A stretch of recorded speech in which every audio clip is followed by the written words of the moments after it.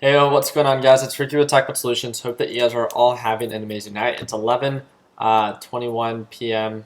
Here in Arizona. I'm back in Arizona, right? So give me one quick second. Um, but in this video, for those that aren't too familiar with how it is that we do things, in no way are any of these. You can continue with your thing. Okay. Yeah. In no way are any of these stocks that we're talking about today any stock suggestions in any way. We have a group, it's called Tech Solutions. We're the fastest growing private trading community out there in the world. We have a little bit over 135,000 members. And the reason that we do so well is because we don't tell people where to buy and where to sell. And we truly try to focus on consistent and long-term growth, right? I want to make sure that you guys all understand that before me breaking down these series of stocks. I really just break down these stocks not only like for my benefit and in a sense just doing my technical analysis, but it's a habit that I've been able to share with a lot of our members that are part of both Learn Plan Profit and Tech Solutions that have been able to kind of motivate you guys to do this a little bit more on a consistent basis and continuously break down stocks for yourself as well. But yeah, I'm going to go ahead and close the live chat out. So I'm just going to really be breaking down a series of stocks. I'm going to be talking about ones that I see that are showing signs of a potential reversal, why it is that I see value in it, and the whole thought process behind it. So nothing special, nothing crazy. And yeah, I mean, it's pretty entertaining for a good amount of people that have sometimes difficulty understanding like what makes something a good buy. So I really hope that this video can get you guys in the right direction. I'm not going to be doing any breakdowns for anybody right now. So when it comes down to suggesting a series of stocks for me to break down, it's not going to be for this video. So I hope you guys can understand that. So let me go ahead and go back here. One thing that I actually wanted to talk about very quickly is I put out an alert for /GC a couple hours ago due to the sell-off. So this is all during extended hours. All this that you see going on right here.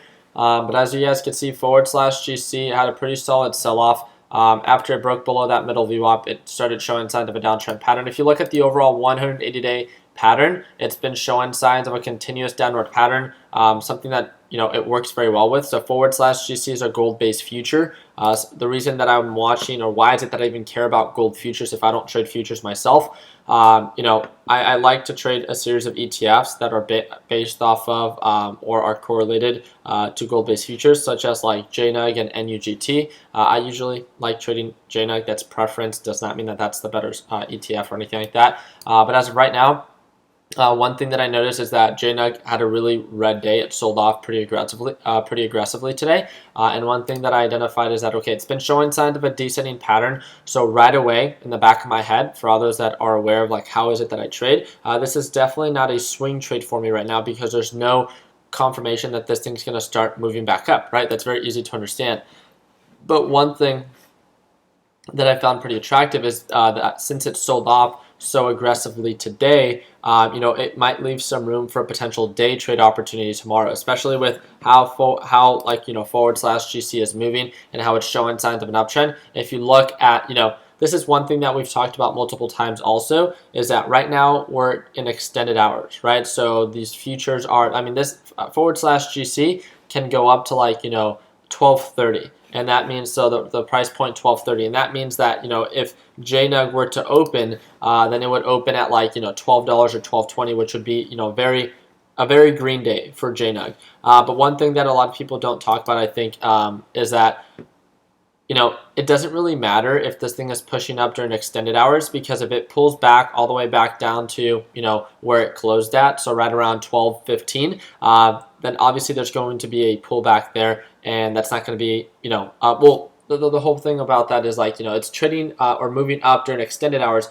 That's great and all, but now when it comes down to when the market actually opens, that time is what's most relevant, and what really matters, right? So if we get pushed up and then fully get rejected by the time that market opens, then this whole push was irrelevant because we weren't able to benefit from it. So I hope that's something that can make sense to you. Hopefully I explained it well enough.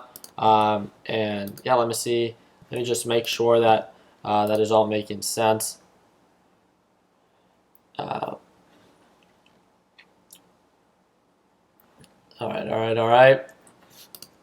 let me go ahead and start breaking down a series of stocks. So I want to congratulate all those that were able to properly trade Facebook today. So Facebook was one that I've been watching ever since its sell-off, like the majority of you guys, right? Today I sold Facebook a little bit below 180, and it pushed up another almost $6.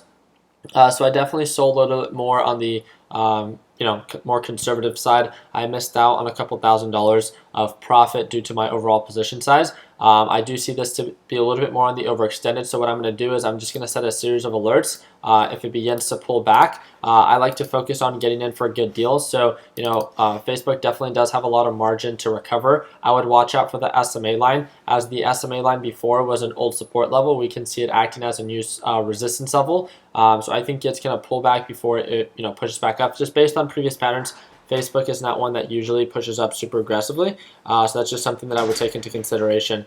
Another one that I just wanted to do a friendly reminder on is ticker symbol TQQQ. This one was actually brought to my attention by one of the members within TechBud Solutions and Learn Plan Profit. It was when it was down here at the SMA line, if I'm not mistaken. I talked about it in the last Sunday stock talk. And the beautiful thing about this is that right after it sold off, it consolidated, it broke above the EMA line, and now it's back at the resistance. So it's more at the sell territory rather than a buy territory. Does that make sense? So when something is actively churning up, how do you know when it's time to sell? Well, looking at previous patterns, you can see that it has been rejected right around $66 to $68, and that it normally bounces and consolidates right around the SMA line. So this normally tends to be where it's a good buy range. It doesn't mean that it's a good buy. It just means that it's a good deal territory. And then when it pushes up a little bit further away from the SMA indicator, just going based off of previous resistance, it makes sense on why it would be more of a sell, right? So because of that, I just wanted to talk about it. And now that I talked about it, I can remove it from my watch list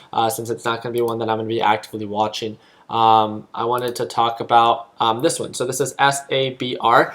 This one was actually brought to my attention as well by one of the members within Learn Plan Profit and TechBud Solutions. So we can see that it's been showing signs of an ongoing uptrend. One thing that I would take into consideration is the volume. The volume isn't super high on this one, so that's just definitely something that you want to take into consideration. It is showing signs of this, sell-off. It bounced on this SMA line. It started breaking above the EMA line. Today was the first day, so don't just let one day, influence your overall position. This thing can definitely pull back, and that's just something that you want to take into consideration. But the thing that I find very attractive is the RSI. It's starting to show signs of a recovery.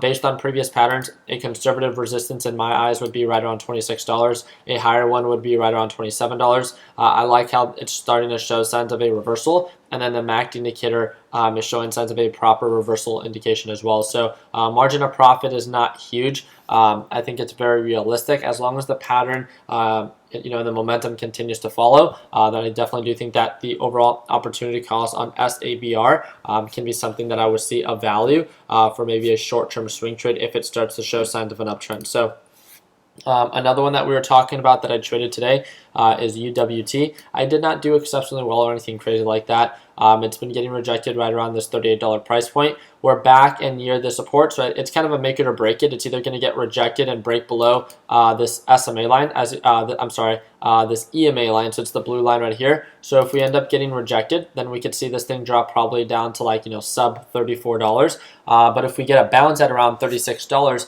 then we could potentially see this thing to shoot back up to $38 or get close to at least $38, which the overall margin or opportunity might be worth it. But we need to wait for the confirmation. So if I see UWT trading in between the middle and top VWAP tomorrow, then it might be something that I might want to scalp as a day trade. If I see it trading between the middle and bottom VWAP showing signs of a downward pattern, then it probably isn't going to be something that I'm going to want to pay a lot of attention to, and I can remove it from my watch list. Another one that was brought to my attention, this is not one that's actively trending up right now.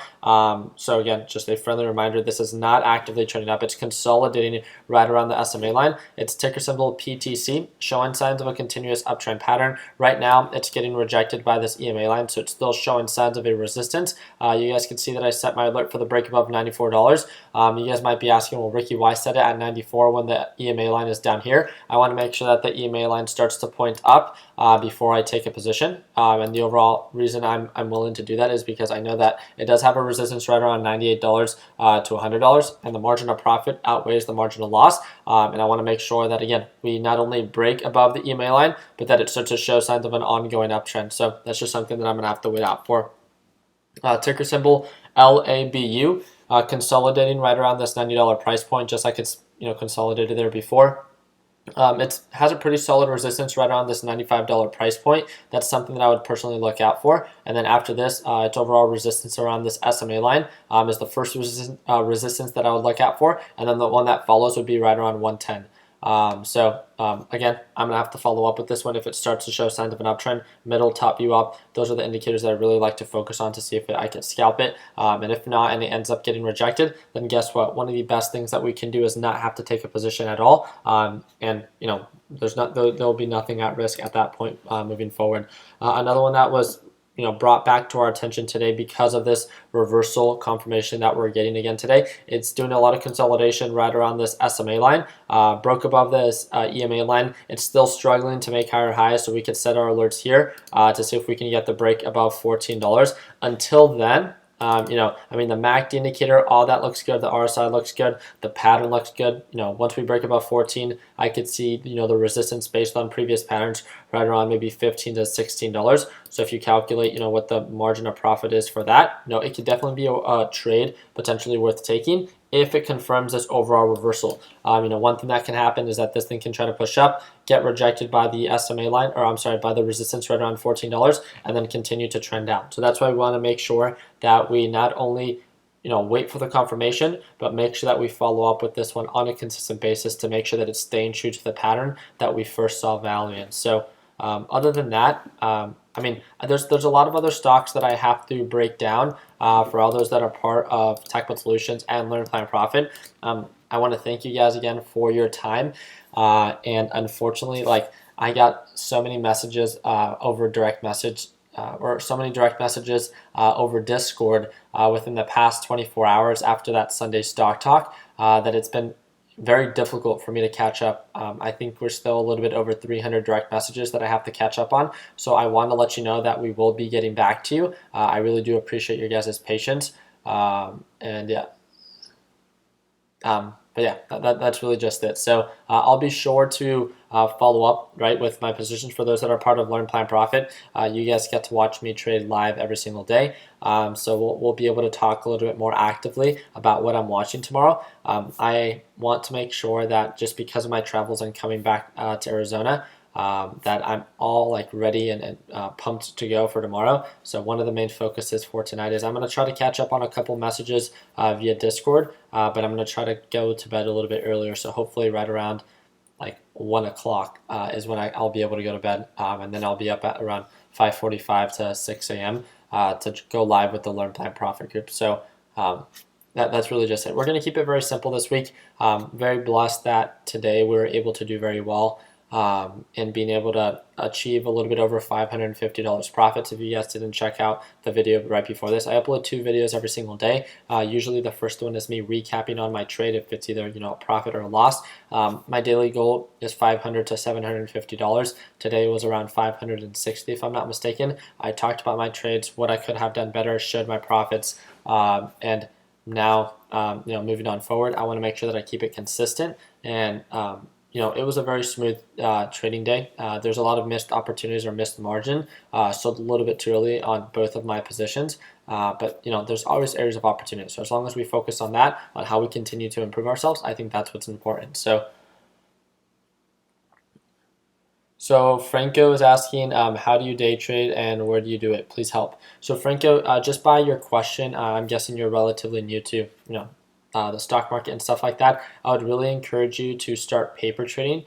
We have a bunch of videos. You don't have to learn just from my YouTube videos. There's a bunch of people online on YouTube, on Google, that you can learn from yourself. I have a specific trading style that resonates very well with a lot of our members. That's why we have such a large group of over 135,000 members within TechBot Solutions, which is our free trading group. First of all, for those that aren't a part of it already, it's that third link down in the description. Feel free to watch a couple of my videos. If you like it, great.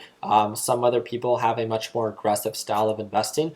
Maybe that might fit, the way that you're wired. I try to focus a little bit more on consistent growth, and I am a little bit more conservative, so I like to lock in profits pretty quickly.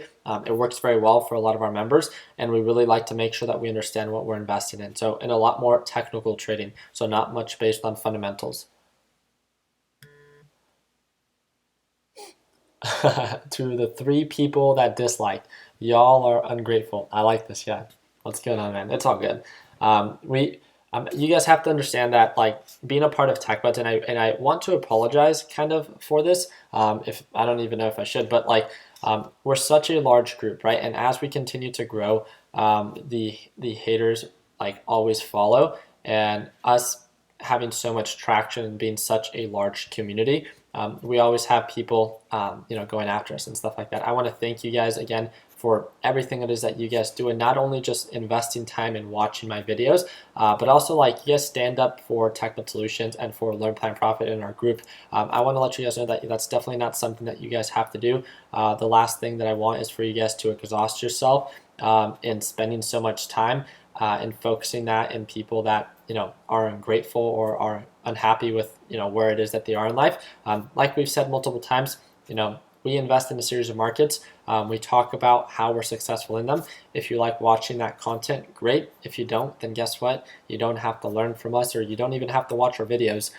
There's so many amazing people out there that I'm sure you can learn from as well, and I just really hope that they can guide you in the right direction. So yeah, I mean, that's really just it. So let's just make sure that we keep it simple. If you guys have any suggestions for video ideas that you guys would like me to cover for this week, please be sure to comment them down below.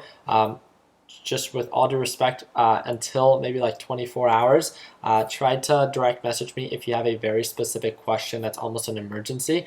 Other than that, I need to catch up on a bunch of direct messages and a bunch of like stock callouts that were sent to me, and I want to make sure that I catch up on that within the next 24 hours. So I really do appreciate your guys' time and everything it is that you guys do. So which one is good, Forex or stock market? Al, that's a matter of opinion. People are successful in both markets. So I would encourage you to learn a little bit more about both markets and see which one maybe fits your lifestyle a little bit more. So yeah, a lot of you guys are saying that I look very tired. I'm very tired. I think I took a nap on the plane right here, but I think I'm running still like on 3 to 4 hours of sleep, and it's been a long weekend. So super happy to be back with the boys. So pumped on that, and I really think, I mean, we started this week off on a great note. I want to make sure that we keep it going. I'm actually feeling a little sick again, and I don't want to catch a fever again. So I know my guys keep telling me I need to get some rest and I need to eat. So that's definitely something that we'll be doing a little bit better. So back in Arizona. I like it. I like it. I want to thank you guys again for absolutely everything that you guys do. Yeah, that's really just it. So continue working hard, continue following your dreams, let your passion be what drives your success. And like always, guys, let's make sure that we end the year on a green note. Let's kill it. Let's keep it simple, and let's focus on that quality. Take it easy, team.